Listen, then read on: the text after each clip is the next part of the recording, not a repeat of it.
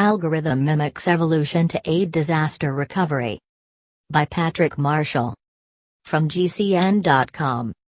Jan 19, 2017. In the wake of a disaster, it can be difficult even for trained professionals to decide what to tackle first. Clear the roads and repair bridges so people can reach hospitals and food and water can be trucked in? Repair the electric grid so that hospitals can function? Restore communications? The answer, said Paolo Boccini, assistant professor of civil and environmental engineering at Lehigh University, is sometimes counterintuitive. Sometimes the short-term and long-term goals are conflicting, Boccini said. Repairing a bridge providing more direct access to a hospital may, under certain conditions, slow down the recovery of other parts of a community, including facilities important for public safety. What we actually found in our simulations was a set of trade-offs, he said. Boccini and his team of researchers developed a tool, dubbed Amigo, to help in making such decisions.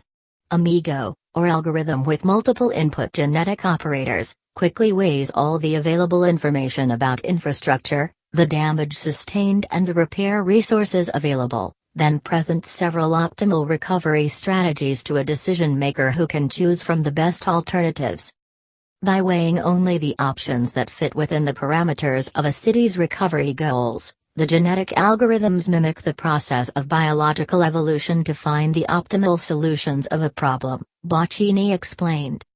To test the effectiveness of Amigo, Boccini's team analyzed a hypothetical earthquake in the San Diego region using information from the National Bridge Inventory, a database maintained by the Federal Highway Administration. The researchers identified the 80 bridges in the area that would have been the most damaged, based on NBI data including bridge type, length and width and age, and applied Amigo to determine the best restoration strategy. While Amigo does the hard work of weighing the thousands of factors involved, it is, of course, up to humans to determine the priority goals of recovery.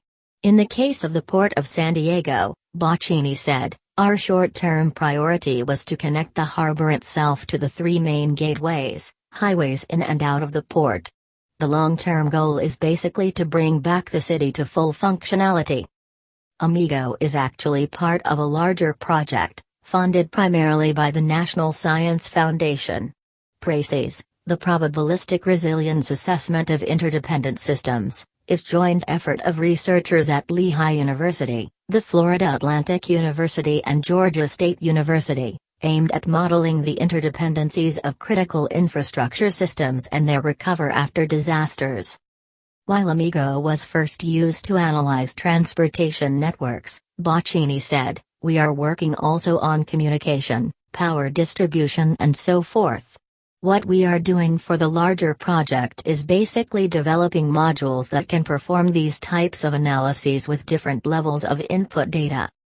According to Boccini, the ability to work with different levels of input is critical because the data available on much of the critical infrastructure is so uneven. There are actually laws that prevent the utility companies from disclosing their data, Boccini said, adding that the situation is similar with communications companies. When we do these regional analyses, we have to deal with different data sources that in some cases are very rich and in other cases are very poor, he said. Boccini's team is developing modules that will work with whatever data is available. If we have rich data, we'll try to use all of it and have very accurate results for those components. But if very poor data is available, we will do the best we can with whatever is available, he said. One of the biggest challenges of this is dishomogeneity in data sources.